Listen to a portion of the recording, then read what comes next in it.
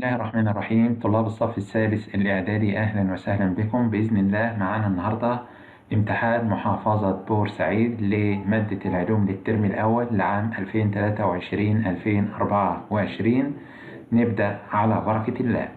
معروف طبعا معانا ان امتحانات محافظة بورسعيد بتكون عندنا طبعا بنظام البوكلت، اسئلة اختيار من متعدد، وبعد كده بيكون معانا سؤال بيكون مقالي.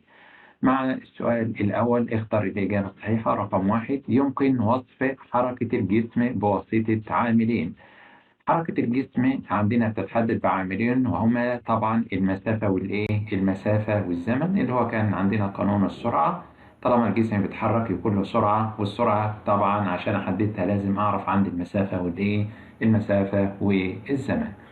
رقم اتنين: سيارة ساكنة أصبحت سرعتها 32 متر على الثانية بعد زمن قدره 8 ثواني. تكون عندنا قيمة العجلة بكام؟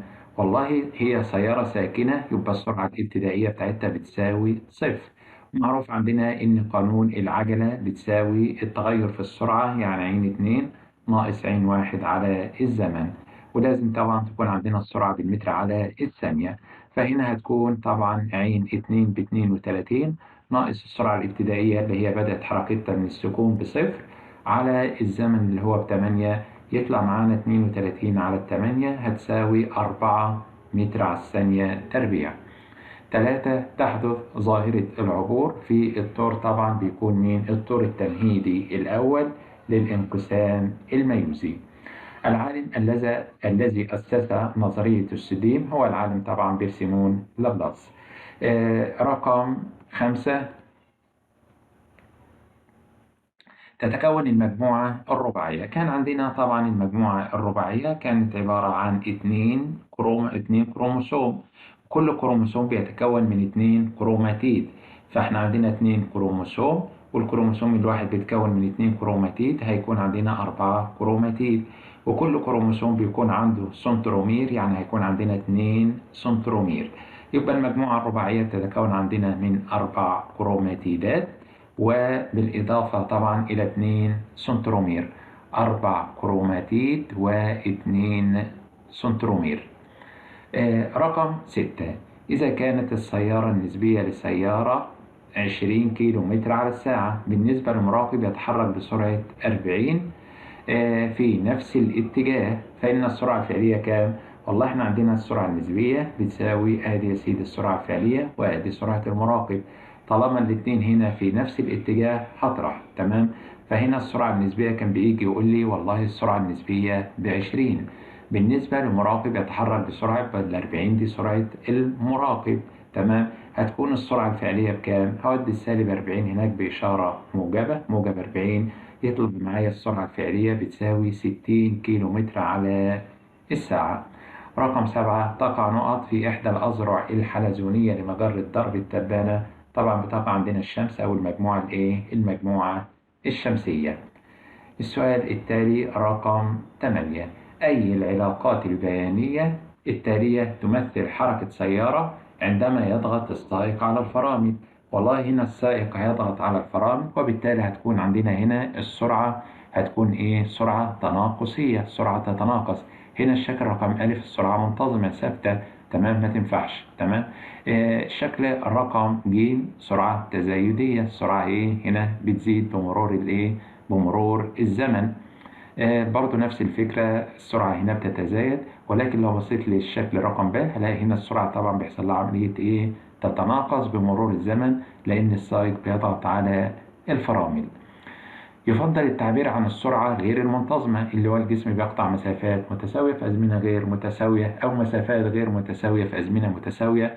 يمكن التعبير عن الكلام ده بالسرعة السرعة المتوسطة. نلجأ للسرعة المتوسطة. إذا استغرق شخص زمن قدره 10 دقائق للانتقال من منزله إلى عمله، يبقى هنا ده عبارة عن الزمن 10 دقائق، فقطع مسافة ب1800 متر، فإن السرعة المتوسطة كام؟ السرعة المتوسطة بتساوي المسافة على الزمن. المسافة 1800 متر، يبقى حول كده الزمن عندنا إلى ثواني. 10 دقايق في 60 تطلع معانا 600 كام؟ 600 ثانية. يبقى 1800 على 600 تطلع معانا 3 متر على الإيه؟ هتطلع معانا 3 متر على الثانية، 3 متر على الثانية. تمام؟ طيب. رقم 11 في الشكل المقابل، ده طبعا عندنا عدسة، والعدسة دي طبعا عدسة بتكون عندنا إيه؟ عدسة مقعرة. خواص الصورة المتكونة بالعدسة المقعرة اللي هي كانت عندنا مفرقة، كانت دائما الصورة عندنا اللي بتتكون في العدسة المقعرة بتكون صورة مالها تقديرية، وتقديرية هتكون عندنا معتدلة ومصغرة. تقديرية طبعا عدسة هتكون مقعرة، مش هتنفع معانا طبعا إيه محدبة. والصورة بتكون عندنا طبعا تقديرية مش حقيقية، وتقديرية مصغرة. بيختفي الفرد الأبوي عند حدوث طبعا التكاثر بالانشطار الثنائي، مثل عندنا الأميبا والبكتيريا والبراميسيوم طبعا. تمام؟ أميبا، براميسيوم، ويوجلينا، بالإضافة إلى البكتيريا وبعض الطحالب. من أمثلة الكميات الفيزيائية القياسية اللي هي بيكفي لتحديدها معرفة مقدارها فقط: العجلة ما تنفعش، الإزاحة طبعا ما تنفعش، ولا هنا هستبعد طبعا السرعة، هاخد نصف القطر والإيه والمسافة. رقم 14 إذا كان عدد الكروموسومات في حبة اللقاح زهرة البسلة 7، يبقى كده في حبة اللقاح يبقى دي خلية عندنا إيه؟ خلية جنسية، والخلية الجنسية بيكون عندها إن كروموسوم. تمام؟ فإن عدد الكروموسومات في خلية الورقة اللي هي الخلية الجسدية بقى اللي هي عندها 2N، إذا كان الإن ب7 يبقى ال2N بكام؟ ب14 كروموسوم. تستعد الخلايا للدخول في مراحل الانقسام الميوزي بعد تضاعف المادة الوراثية في الطور إيه؟ يعني هنا عايز يقول لك المادة الوراثية يحصل لها عملية تضاعف في الطور إيه؟ والله هاجي أقول لك في الطور البيني. رقم 16 ينقسم سنترومير كل كروموسوم عندنا طوليا ويبتعد الكروماتيدين عن بعضهما في الطور مين؟ التمهيدي؟ لا، في الطور النهائي ما بيحصلش. طب الانفصال الأول؟ لا، ما كانش بينقسم عندنا السنترومير في الانفصال الأول، بس كان بينشق أو بينقسم طوليا في الانفصال الثاني. السؤال رقم 17 في الشكل المقابل عندنا طبعا عدسة مقعرة. تمام؟ العدسة المقعرة دي عدسة عفوا معلش مرآة عندنا مقعرة، والمرآة المقعرة دي مجمعة.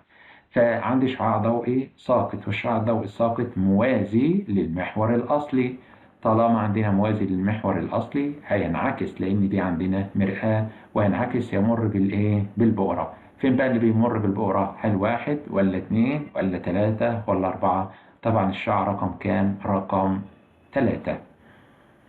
1 ولا 2 3، ده هيكون عندنا إيه؟ 3 رقم باد.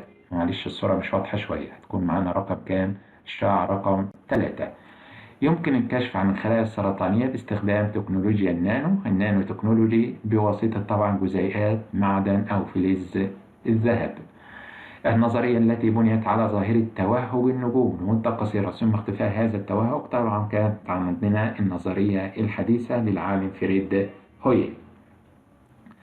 وضع جسم طوله طوله كام يا ترى؟ 2.5 سنتي على بعد 10 سنتي من مرآة مقعرة، نصف التكور بتاعها 30، تتكون له صورة إيه؟ تعالى نرسم مع بعض. أول حاجة عندنا مرآة مقعرة. تمام؟ وآدي يا سيدي البؤرة، وآدي عندنا المركز، وآدي قطب المرآة. نصف القطر 30، يبقى هنا عندنا البعد البؤري هيكون طبعا ب15، وهنا من البؤرة للمركز ب15، نصف القطر ب30. الجسم على بعد كام؟ 10. يبقى الجسم هنا قبل ما بين البؤرة وعندنا مين؟ المرآة. طبعا هتتكون له صورة ايه؟ صورة عندنا هتكون طبعا تقديرية معتدلة، تقديرية، وهتكون عندنا ايه؟ التقديرية بتكون عندنا معتدلة وبتكون مكبرة، يعني مش هينفع 1.5 سنتي. تقديرية حقيقية لا، طبعا هتكون تقديرية طولها 7.5 سنتي، لأن الجسم هنا يقع بين البؤرة وعندنا المرآة، بتكون عندنا صورة والله تقديرية، والتقديرية وراها طبعا معتدلة، وهتكون عندنا طبعا مكبرة. فهو طوله 2.5 أو 3.5 سنتي، لازم تكون عندنا أكبر من الرقم ده. فمش هينفع حقيقية تكون تقديرية طولها 7.5 سنتيمتر. الإزاحة طبعا كمية فيزيائية قياسية ولا متجهة؟ لا متجهة. وحدة قياس الإزاحة هي نفس وحدة قياس المسافة، وهنا الإزاحة بتكون طبعا بالمتر. يتم التكاثر الخضري في النبات دون الحاجة إلى طبعا إلى بذور. السؤال التالي رقم عندنا 23.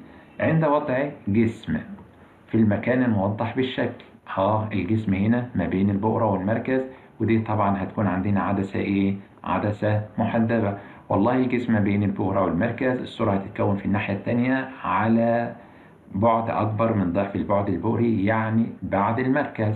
عند ميم واحد لا طبعا، عند البؤرة رقم 2 مش هينفع عند البؤرة خالص.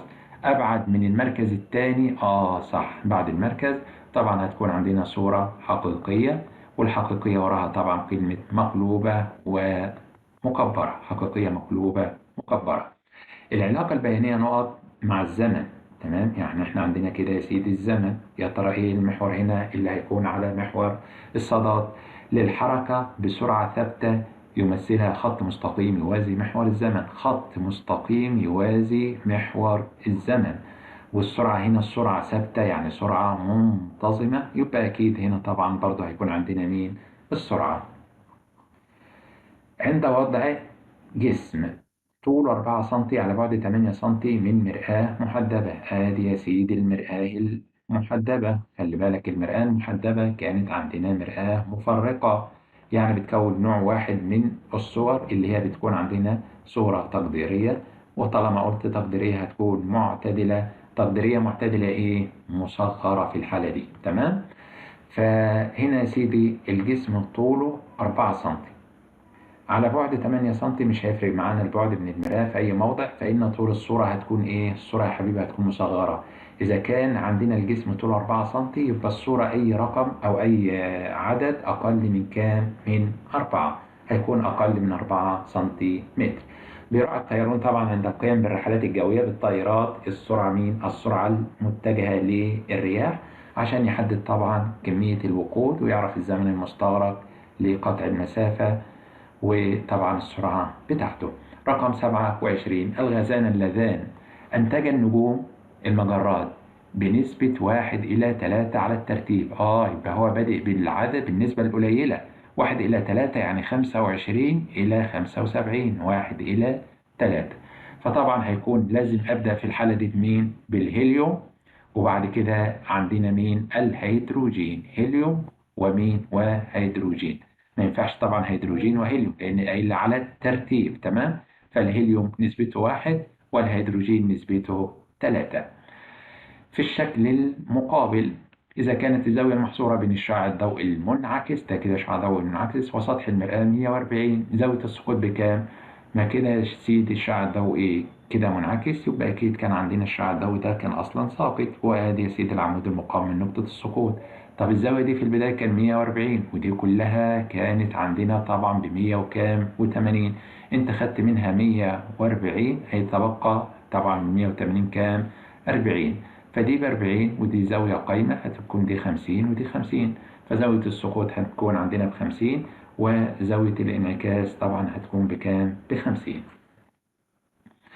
الشكل المقابل يمثل جسم تحرك من النقطة أ إلى النقطة د، أ ب ج د، مرورا بالنقطتين طبعا ب وج. احسب عندنا السرعة المتجهة. والله عندنا السرعة المتجهة بتساوي الإزاحة على الزمن الكلي. طيب يا عم الإزاحة أقصر خط مستقيم يصل بين موضع البداية وموضع النهاية. موضع البداية أ، موضع النهاية عندنا د، يبقى كده الإزاحة ده الجزء ده بيقابلها فوق نفس المسافة اللي هي 60 على الزمن، بقسم على الزمن الكلي، الزمن الايه؟ الكلي. فهنا الزمن 30 ثانية مع 30 ثانية مع 10 ثواني، هيطلع طبعا 30 و30 أو 30. لو قرينا دي 20 مش شايفها كويس، ممكن تكون 20 وهنا 30 وهنا 10، يطلع عندنا الزمن الكلي 60. تطلع السرعة المتجهة 1 على 1 متر على الثانية، وطبعا هيكون في اتجاه مين؟ من موضع البداية لموضع النهاية في اتجاه طبعا الشرق أو شرقا. آه السؤال الثاني رقم 30، علل يمكن أن تستمر حياة الإنسان إذا قطع جزء من الكبد؟ طبعا، لأن الكبد عندنا إذا قطع جزء منه حتى ثلثيه، إذا جرح أو قطع جزء منه حتى ثلثيه، فإن الجزء المتبقي ينقسم عندنا بالانقسامات الميتوزية لتعويض الجزء المفقود. قارن بين قصر النظر وطول النظر من حيث العلاج. قصر النظر وطول النظر، والله قصر النظر بعالجه عندنا بعدسة مقعرة، تمام، القاف مع القاف. قصر النظر بعدسة مقعرة. أما طول النظر دي عدسة مقعرة، هتكون التانية طبعا بعالجه بعدسة عدسة محدبة.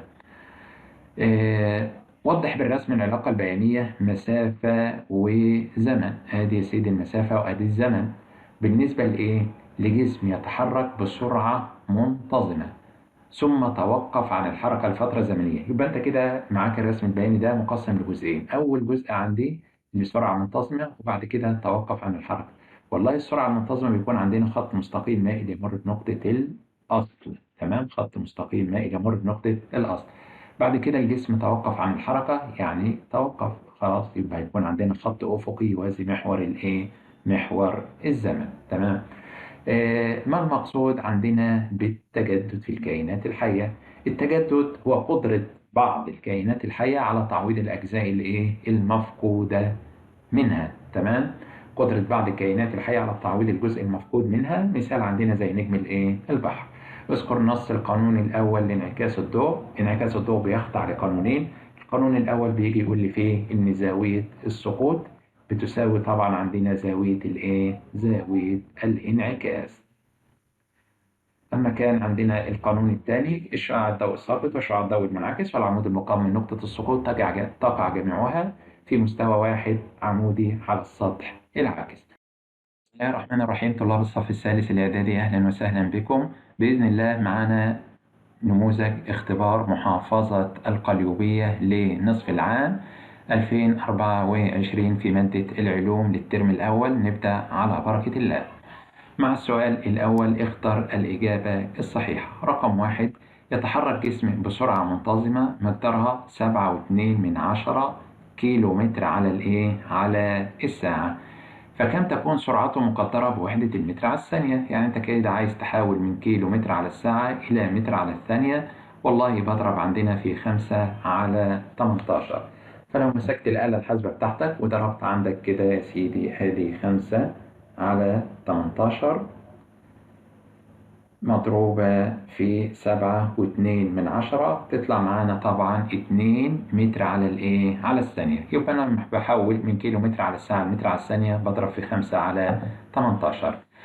من الشكل المقابل زاوية انعكاس الشعاع الضوئي بتساوي كام درجة؟ هنا الشعاع الضوئي كان بيمر عندنا بمركز التكور، وبالتالي هينعكس على نفسه بحيث تكون عندنا زاوية السقوط تساوي زاوية الانعكاس تساوي معانا طبعا 0. العاملان اللذان يمكن بهما وصف حركة جسم ما من قانون السرعة. السرعة بتساوي المسافة على الزمن، فالعاملين دولت هم هيكون عندنا طبعا مين؟ المسافة والزمن. رقم 4، القطعة الضوئية يبقى واحدة من 5، يا إما مرآة مستوية أو مرآة عندنا بتكون مقعرة أو محدبة أو عدسة محدبة أو عدسة مقعرة، بس بتكون صورة معكوسة. خلاص والله لازم كلمة معكوسة، ما عندناش كلمة معكوسة إلا بتكون عندنا في المرآة مين؟ المرآة عندنا طبعا المستوية. السؤال التالي رقم ب، ضع علامة صح أو علامة خطأ. يتكاثر نجم البحر جنسيا بالانشطار الثنائي؟ طبعا خطأ. يتكاثر لا جنسيا عن طريق طبعا عن طريق التجدد. نصف القطر بالنسبة بيساوي نصف البعد البؤري؟ لا طبعا، نصف القطر عندنا بيساوي ضعف البعد ضعف البعد البؤري. ثانيا أعد ترتيب العبارات الآتية. الجسم عند مركز التكور، الجسم في ما لا نهاية، الجسم بين البؤرة ومركز التكور، الجسم أبعد من ضعف البعد البؤري، تنازليا حسب طول الصورة مش طول الجسم، المتكونة بالمرآة عندنا المقعرة. ادي يا سيدي عندك المرآة المقعرة، تمام. وادي عندنا البؤرة وادي عندنا المركز. فبيكون عندنا تنازليا بالنسبة لطول الصورة، يعني أكبر واحد في طول الإيه؟ في طول الصورة. الصورة كانت بتكون عندنا مكبرة لما يكون عندنا الجسم فين؟ الجسم على بعد أقل من البعد البؤري، أو عندنا الصورة بتكون مكبرة لما يكون الجسم ما بين البؤرة وعندنا الإيه؟ المركز. بس طبعا هتكون أكبر لما بيكون الجسم ما بين البؤرة والإيه؟ ما بين عندنا البؤرة والايه وعندنا طبعا قطب الايه المرآة. فاجي ادور كده الجسم عند مركز التقاول، لا الجسم في ما لا نهايه، الجسم بين البؤره والمركز، الجسم بين البؤره، لا الجسم ابعد من ضعف البعد البؤري، لا يبقى رقم واحد معانا دي اصلا مش موجوده. فاختار الجسم اللي هو ما بين الايه ما بين البؤره والمركز عشان الصوره هتكون بعد المركز مكبره. يبقى اول واحد معانا هيكون طبعا اللي هو ايه الجسم، هيكون عندنا بين مركز التكور والايه والبؤرة، او بين البؤرة ومركز التكور، دي رقم واحد. بعد كده الجسم بيكون فين؟ الجسم طبعا هيكون عند مركز التكور، عند مركز الايه التكور، لانها تكون صورة مساوية للجسم. طب رقم ثلاثة، الجسم أبعد من ضعف البعد البؤري، لأن الجسم لو هيكون أبعد من ضعف البعد البؤري أدي البؤرة ودي المركز، فبتتكون له صورة إيه؟ صورة مصغرة. تمام؟ دي هتكون عندنا رقم إيه؟ رقم ثلاثة. يبقى تاني كده الجسم ما بين البؤرة والمركز رقم واحد، الجسم عندنا عند مركز التكور، الجسم أبعد من ضعف البعد البؤري ثلاثة تنازلي، الجسم في ما لا نهاية بتكون نقطة عندنا مضيئة. بعد كده عايز الطور الانفصالي الأول، الطور التمهيدي الأول، الطور النهائي الأول، استوائي أول، حسب الأولوية الحدوث بالنسبة للانقسام مين؟ الميوزي. فطبعا هبدأ عندنا بالطور مين؟ الطور التمهيدي رقم واحد. بعد كده بيجي بعد التمهيدي بيجي عندنا الاستوائي اتنين، انفصالي رقم ثلاثة، وبيجي في النهاية الطور النهائي رقم أربعة. رقم ج، احسب السرعة النسبية. أنا عارف إن السرعة النسبية، وأدي يا سيدي السرعة الفعلية، وأدي سرعة المراقب. تمام؟ لسيارة تتحرك بسرعة 80 كيلو متر على الساعة، يبقى السيارة الفعلية 80. أنا عايز أحسب السرعة النسبية مجهولة. بالنسبة للمراقب يتحرك بسرعة 70 في عكس الاتجاه، في عكس الاتجاه يبقى هجمع 80 زائد 70 هيطلع معانا السرعة النسبية طبعا 150 كيلو متر على الساعة. السؤال الثاني، اختر من العمود باء ما يناسب العمود ألف. رقم واحد عندنا يتكاثر الهيدرا. والله عندنا الهيدرا طبعا بيتكاثر بالإيه؟ بالتبرع، رقم واحد مع واحد. تمام. رقم اثنين، العلاقة البيانية المقابلة، سرعة وزمن وخط مستقيم مائل يمر بنقطة الأصل. ده عندنا بتمثل طبعا إيه؟ تمثل عندنا جسم يتحرك بعجلة منتظمة موجبة، أو هيكون عندنا يا سيدي تنفع عندنا سرعة وزمن، سرعة وزمن خط مستقيم مائل يمر بنقطة أو بالمحور بنقطة الأصل. هيكون طبعا عجلة إيه؟ عجلة منتظمة موجبة. والعجلة المنتظمة الموجبة ما ينفعش تكون عندنا سرعة إيه؟ منتظمة، هتكون سرعة غير منتظمة، لأن السرعة لو منتظمة هتكون قيمة العجلة بصفر. يبقى كده رقم 2 مع رقم كام؟ مع رقم 6. رقم 3، تتكثف الشبكة الكروماتينية في طبعا فين؟ في الطور البيني. بتتكثف في الطور البيني ولا الطور التمهيدي؟ لا والله عندنا الشبكة الكروماتينية بتتكثف في الطور التمهيدي، تتكثف عشان تظهر عندنا على هيئة كروموسومات في الطور التمهيدي رقم 5. العلاقة البيانية بقى المقابلة تمثل الجسم يتحرك بإيه؟ مسافة وزمن. دي بقى عندنا السرعة مين؟ السرعة المنتظمة اللي هي رقم 3. نيجي بعد كده نشوف الشكل اللي أمامنا ده، الذي أمامك عبر عن المجرة التي تنتمي إليها المجموعة الشمسية. يبقى أنت كده بتتكلم على اسم المجرة وهي مجرة درب التبانة. أي نوع من المجرات تنتمي؟ بتنتمي طبعا عندنا إلى المجرات مين؟ المجرات عندنا الحلزونية أو اللولبية. قارن بين البؤرة الحقيقية والبؤرة عندنا التقديرية يا سيدي بالنسبة للعدسات من حيث طريقة تكوينها. هتيجي والله للبؤرة الحقيقية كانت عندنا بتتكون طبعا في العدسة مين؟ العدسة المحدبة، وحقيقية كانت بتنتج عندنا من تلاقي الأشعة الأشعة الضوئية المنكسرة، لأن بتكلم على عدسات. أما التقديرية كانت عندنا تنتج من تلاقي إيه بقى؟ امتدادات الأشعة طبعا الضوئية المنكسرة.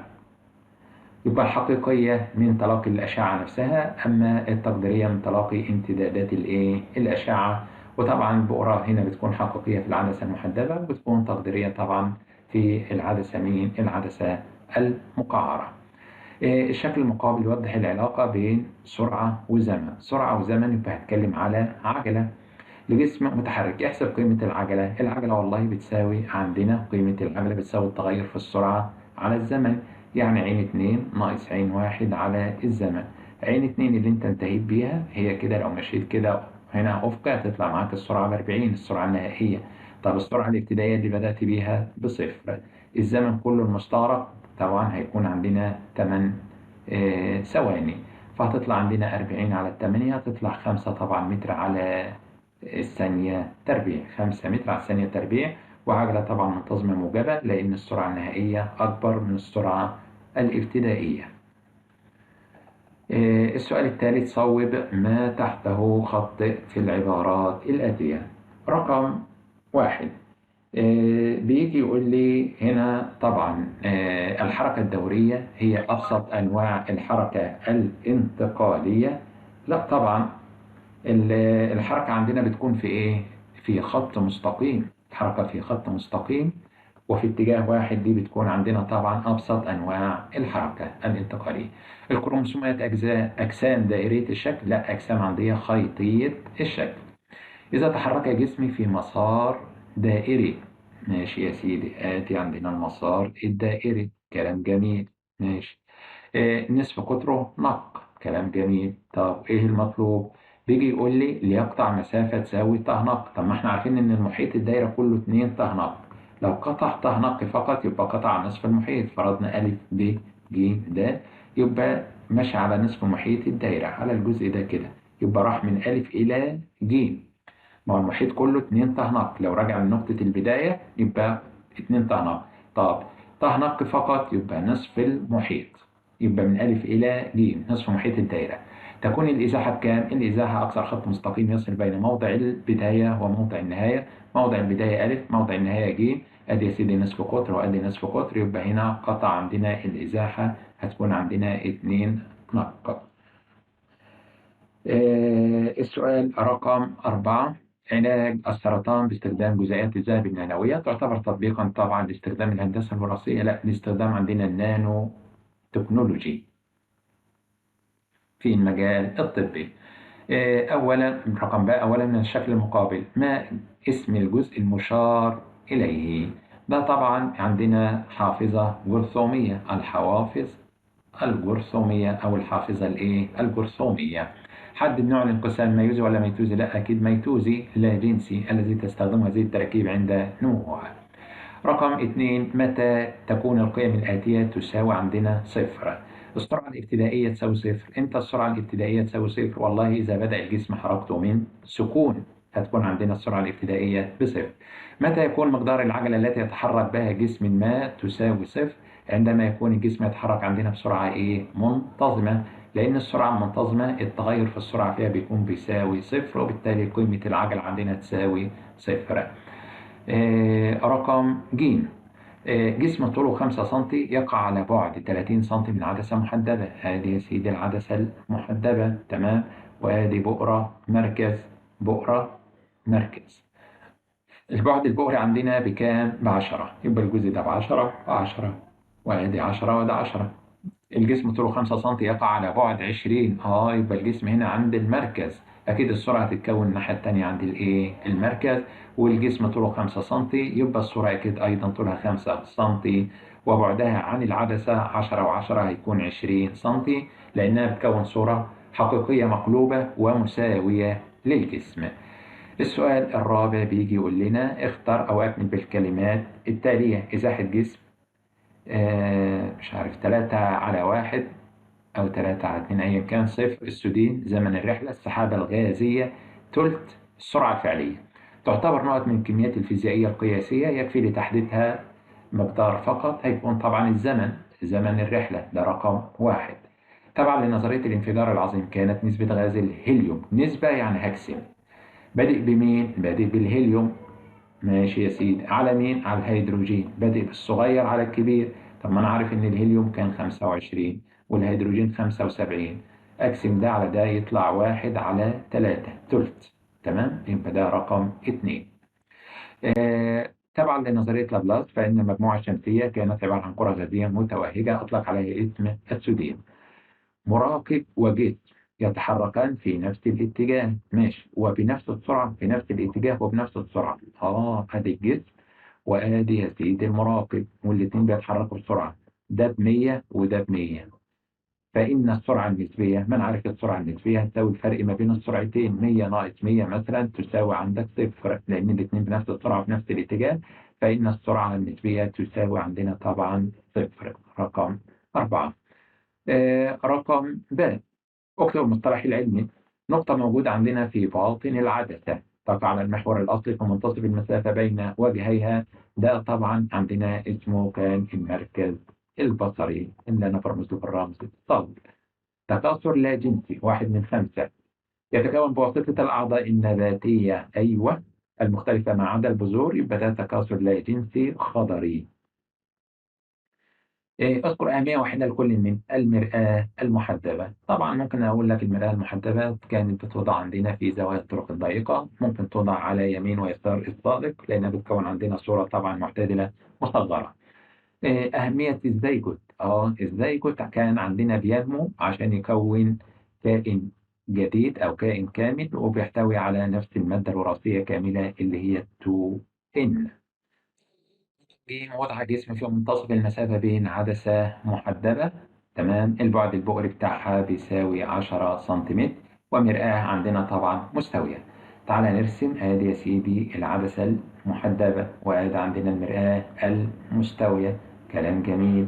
وهنا الجسم موجود بالظبط في منتصف المسافة ما بين العدسة وما بين عندنا المرآة، وده يمثل عندنا الجسم. فتكونت له، فكانت المسافة بين موضع الصورة هتتكون جوه طبعا المرآة، وعلى بعد يساوي بعد الجسم عن المرآة. فكان موضع الصورة المتكونة في المرآة المستوية وموضع الجسم، المسافة ما بين موضع الصورة وموضع الجسم كلها 30، يبقى دي 15 ودي 15، تمام، ما المسافتين متساويتين. والجسم في المنتصف ما بين العدسة والمرآة، يبقى دي الأخرى عندنا 15. ويرجع بقى بيجي يقول لك البعد البؤري كان بكام؟ ب10، يعني البؤرة كانت ب10، يبقى الجسم كده موجود، ما دي ب10 يبقى المركز عند 20. يبقى الجسم ما بين البؤرة والمركز أكيد هتتكون له عندنا صورة فين؟ على بعد أكبر من ضعف البعد البؤري، يعني هتكون صورة حقيقية ومقلوبة ومكبرة. تمام، اذكر خصائص الصورة المتكونة بواسطة العدسة المحدبة، حقيقية مقلوبة مكبرة. يبقى تاني فكرة عندنا المسألة إن الجسم موجود في منتصف المسافة ما بين العدسة والمرآة، اتكونت له صورة داخل المرآة المستوية، واحنا عارفين المسافة ما بين الجسم والمرآة تساوي نفس المسافة ما بين الصورة والمرآة. فجي قال لك إن المسافة ما بين الجسم وصورته في المرآة المستوية 30 سنتي، يبقى أكيد الجسم واقف على بعد 15 والصورة على بعد 15 من المرآة. رجعنا الأول قلنا إن الجسم موجود في منتصف المسافة ما بين العدسة والمرآة، إذا كان دي ب15 يبقى أكيد المسافة التانية دي ب15. والجسم موجود، البعد البؤري للعدسة بيكون 10 سنتي، وهو الجسم واقف على بعد 15، يبقى البعد البؤري عندنا ب10 سنتي ونصف القطر يساوي 20، والجسم واقف عند 15، يعني ما بين البعد البؤري والمركز، فأكيد هتكون له صورة على بعد أكبر من ضعف البعد البؤري، يعني بعد المركز، وبتكون عندنا صورة حقيقية مقلوبة مكبرة. وبكده الحمد لله نكون انتهينا من إجابة امتحان القليوبية. بسم الله الرحمن الرحيم. طلاب الصف الثالث الإعدادي، أهلا وسهلا بكم. بإذن الله معنا النهاردة اختبار محافظة الفيوم لمنهج العلوم للترم الأول لعام 2023-2024 نبدأ على بركة الله. مع السؤال الأول اختر الإجابة الصحيحة. رقم 1، قطع شخص مسافة 300 متر في 20 ثانية ثم عاد لنقطة البداية مستغرقا 40 ثانية. السرعة المتوسطة كان والله أقول لك أدي النقطة ألف وأدي الجسم اتحرك من ألف إلى باء، فقطع 300 متر طبعا في 20 ثانية. رجع تاني يبقى والله رجع نفس المسافة 300 متر في زمن قدره كام؟ 40 ثانية. وبالتالي السرعة المتوسطة بتساوي المسافة الكلية على الزمن الكلي. المسافة الكلية 300 زائد 300 يعني 600. الزمن الكلي 20 رايح 40 راجع يعني ب60. تطلع معانا طبعا 10 متر على الثانية. تمام. ولازم أتأكد إن الوحدات كلها بتكون زي بعضها، المسافات بالمتر والزمن بالثانية. هيطلع معانا السرعة المتوسطة 10 متر على الثانية. السرعة المتوسطة ناتج قسمة المسافة الكلية على الزمن الكلي، بجمع المسافات كلها وأجمع الزمن الكلي يطلع معايا السرعة المتوسطة. رقم 2 بيجي يقول لي مرآة مقعرة. ادي يا سيدي المرآة المرآة المقعرة، ولها بؤرة ولها مركز، وادي قطب المرآة. قطرها 20 سنتي. استنى بقى، قطر كله ب20. طب ما انا عارف ان البعد البؤري بيساوي نصف القطر، والبعد البؤري يساوي ربع القطر. طب اذا كان القطر عندك ب20 يبقى البعد البؤري بكام؟ 20 على 4 يطلع البعد البؤري عندنا يساوي 5. يبقى دي 5 وادي 5. كلام جميل. لكي تتكون صورة تقديرية مكبرة، كان بيتكون عندنا صورة تقديرية مكبرة في المرآة المقعرة اللي هي مجمعة لما يكون الجسم على بعد أقل من البعد البؤري. وبالتالي إذا كان البعد البؤري ب5 يبقى لازم الجسم يكون على بعد أقل من 5 سنتيمتر. مش هينفع 5 ولا 10 ولا 20، أكيد 3 سنتيمتر. رقم 3، يرجع عندنا توهج النجوم. توهج انفجار النجوم زي الشمس لحدوث تفاعلات ايه؟ طبعا بيكون عندنا تفاعلات نووية. يؤدي الانقسام الميتوزي الى تكوين حبوب اللقاح؟ لا، ده كان ميوزي. تكون البويضات؟ لا، ولا تكون حبوب اللقاح، كل ده كان ميوزي. انا عايز ميتوزي كان بيؤدي الى نمو الكائن الحي. يحدث التكاثر بالتبرع في الكائنات عديدة الخلية. مثل الفطرة الخميرة. وكان بيحدث في الفطرة الخميرة، بس الفطرة الخميرة وحيد الخلية مش عديد الخلايا، أو عديد الخلايا زي الهيدرا والإسفنج. كلامك خطأ. عندما يتحرك الجسم بسرعة منتظمة قيمة العجلة تساوي صفر. صح، لأن التغير في السرعة بيساوي صفر. العدسة المقعرة. مالها العدسة المقعرة؟ رقيقة عند الوسط، سميكة عند الطرفين. صح. المرآة الكرية اللي متاخدة كرة لها العديد من المحاور الأصلية؟ لا، لها العديد من المحاور الثانوية، بس لها محور أصلي واحد فقط. رقم ج، في الشكل المقابل تحرك شخص في المسار أ ب ج د ه خلال زمن قدره الزمن الكلي 6 ثواني. الفرق بين مقدار المسافة المقطوعة ومقدار الإزاحة. يبقى أنا كده عايز أروح أجيب المسافة وعايز أجيب الإزاحة. المسافة هي طول المسار الفعلي الذي يسلكه الجسم من موضع البداية لموضع النهاية. أي مسافة بياخدها الجسم تمشي وراه وتحسبها.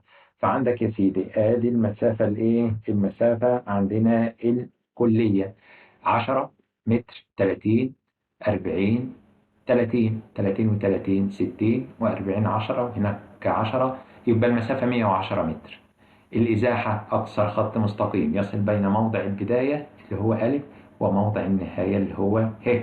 طب إذا كانت كلها 40 أنت خدت منها 10 يبقى الشوية اللي فاضلين دول 30، يبقى الإزاحة ب30. أنا عايز الفرق ما بينهم، يبقى بتطرح الإزاحة من المسافة 110 ناقص 30 تطلع معانا 80 متر. 80 متر. السرعة المتجهة بتساوي الإزاحة على الزمن الكلي.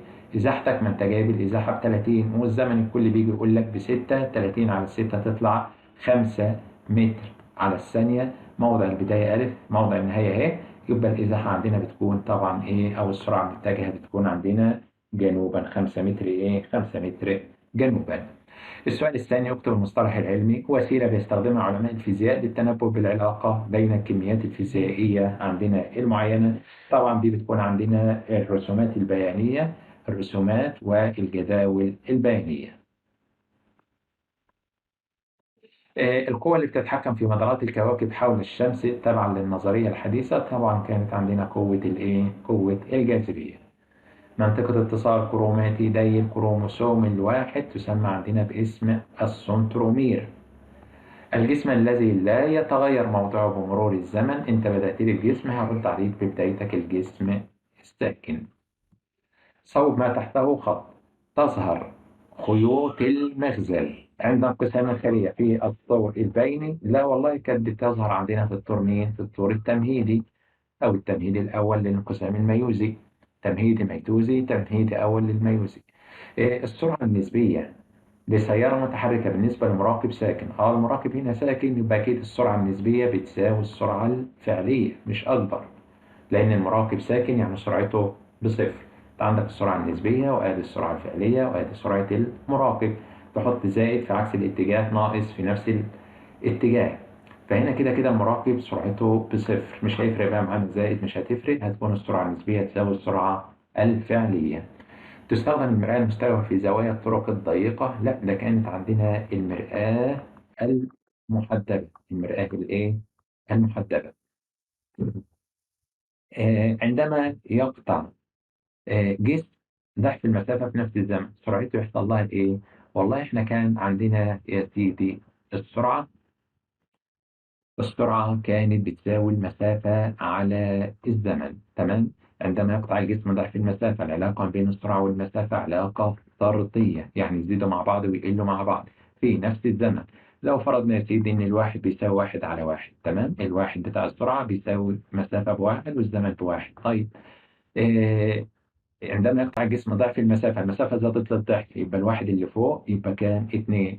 في نفس الزمن، يعني الواحد اللي عندنا في المقام هو اتنين على الواحد تطلع بكام؟ باتنين. يعني الواحد الأول بقى اتنين، فطبعا السرعة تزداد للإيه؟ تزداد للضعف.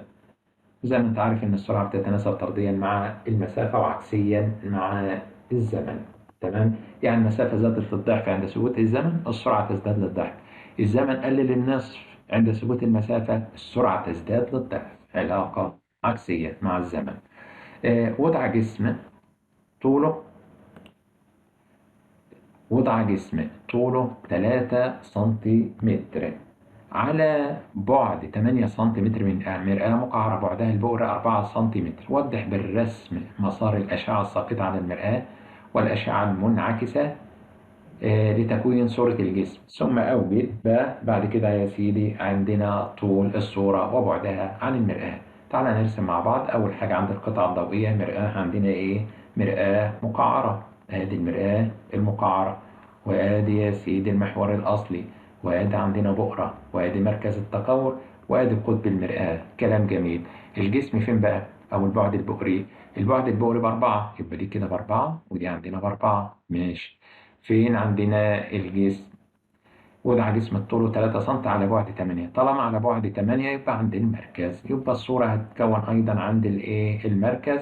وإذا كان الجسم طوله 3 سم، الصورة لازم يكون طولها طول 3 سم، لأن بتتكون عندنا صورة حقيقية مقلوبة ومساوية للإيه؟ للجسم. والشعاع الضوئي الأول هيكون عندنا طبعا موازي للمحور الأصلي، هينعكس ويمر بالبؤرة.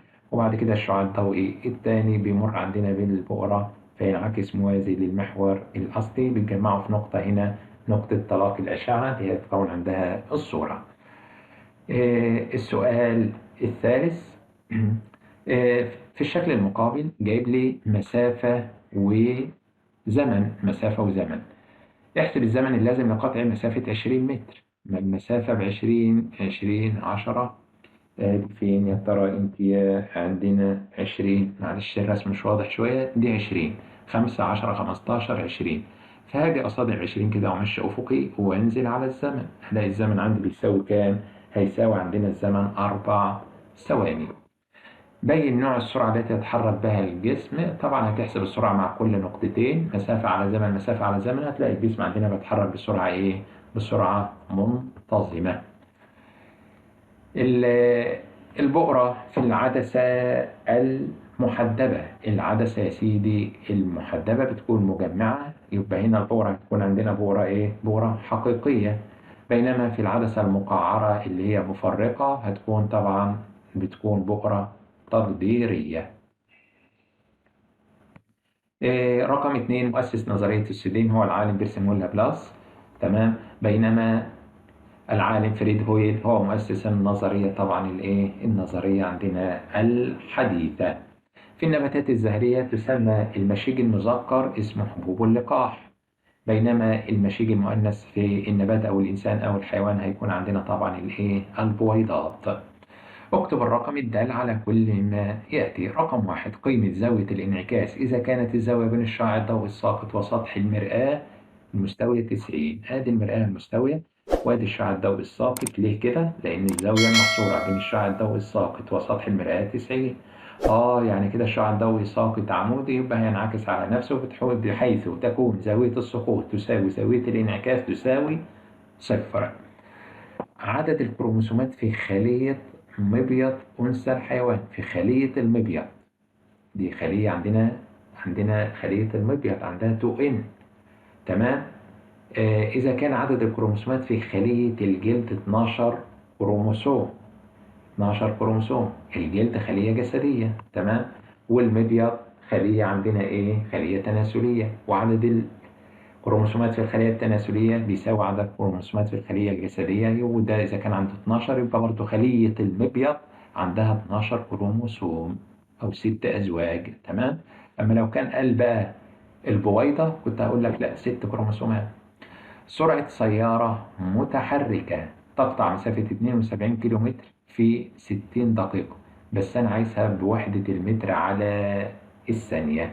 ما هو 72 كيلومتر على 60 دقيقة، والدقيقة 60 دقيقة يعني ساعة، يعني سرعتها كده 72 كيلو متر على الساعة.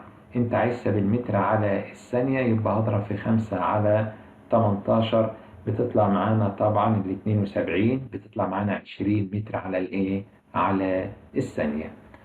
أقل مسافة يرى عندها الشخص السليم العينين بوضوح اللي هي 25 سنتيمتر.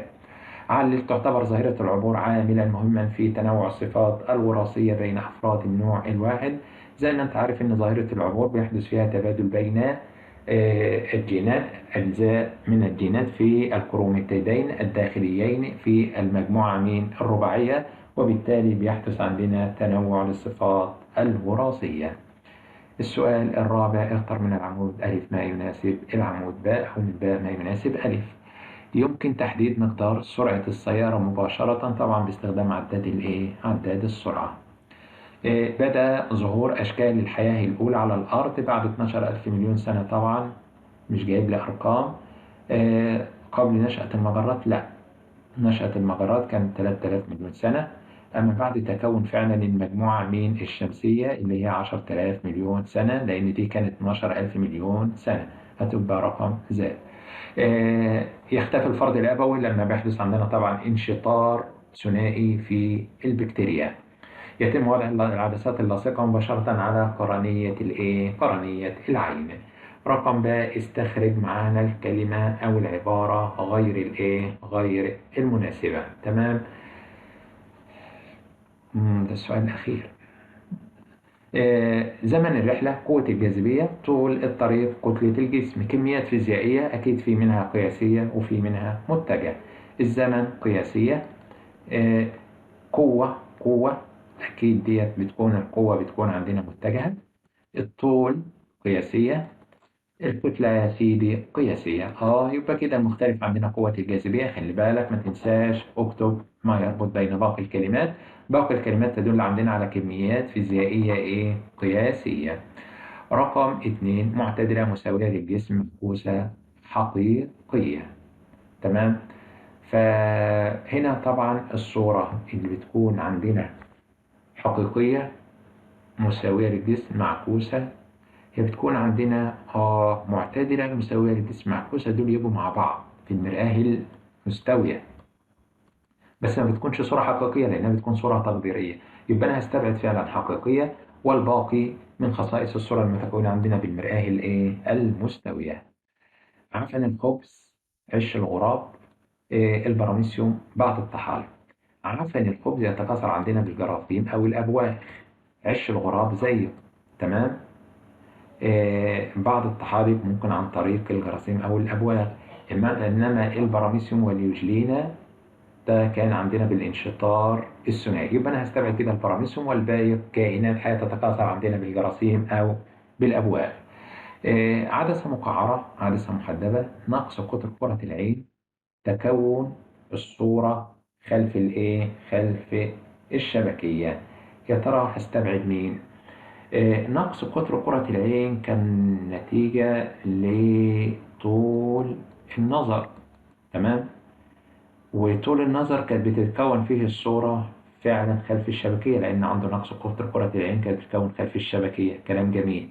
طيب، طول النظر كنت بعالجه بعدسة محدبة، ما قصر النظر كنت بعالجه بعدسة مقعرة. يبقى أنا كده هستبعد عدسة مقعرة، والباقي عبارة عن آه عيب بصري اللي هو طول النظر، أسبابه وعلاجه.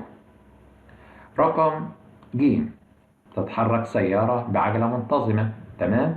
سالبة. تمام، واخد بالك من كلمة سالبة؟ مقدارها يبقى ج تساوي سالب 4 متر على الثانية تربيع. تمام. سالبة هعوض عليها بالإشارة. خلال فترة زمنية من لحظة الضغط على الفرامل حتى التوقف. حتى التوقف يبقى عين 2 بتساوي صفر، وعين 1 اللي هي لحظة الضغط على الفرامل دي بتمثل عين 1. والتي استغرقت زمن قدره، الكلام ده خد زمن قدره 20 ثانية. احسب سرعة السيارة من لحظة الضغط على الفرامل، يعني انت عايز تحسب عين 1. ما انا عارف ان العجلة بتساوي عين 2 ناقص عين 1 على الزمن. طرفين في وسطين، يطلع يا سيدي عين 2 ناقص عين 1 بتساوي حاصل ضرب العجلة في الزمن. انا محتاج اعرف عين 1، هوديها إشارة تانية هناك وأجيب ده هنا. عين 1 بتساوي عين 2 ناقص حاصل ضرب العجلة في الزمن. مع عين 2 بتساوي صفر، توقف ناقص العجلة بسالب 4 مضروبة في الزمن اللي هو عندنا 20. سالب 4 في 20، الكلام ده هيساوي بقى صفر ناقص سالب 4 في 20 بسالب 80. في السالب سالب في سالب بموجب، يطلع موجب 80. يعني عين 1 تطلع فعلا ب 80. وهنا طبعا السرعة كلها مم، السرعة بالمتر على الثانية، من بحسب عجلة. تمام. ولازم تطلع طبعا عين 1 أكبر من عين 2، لأن العجلة هنا عجلة بتكون سالبة. بكده الحمد لله نكون انتهينا من إجابة اختبار محافظة الفيوم. وجاوبنا قبل كده على عديد من المحافظات الأخرى. هسيب لكم الروابط في وصف الفيديو. ربنا يكرمكم الناس اللي لسه هتمتحن بإذن الله ويوفقكم وتحصلوا على الدرجات النهائية. شكرا، والسلام عليكم ورحمة الله وبركاته.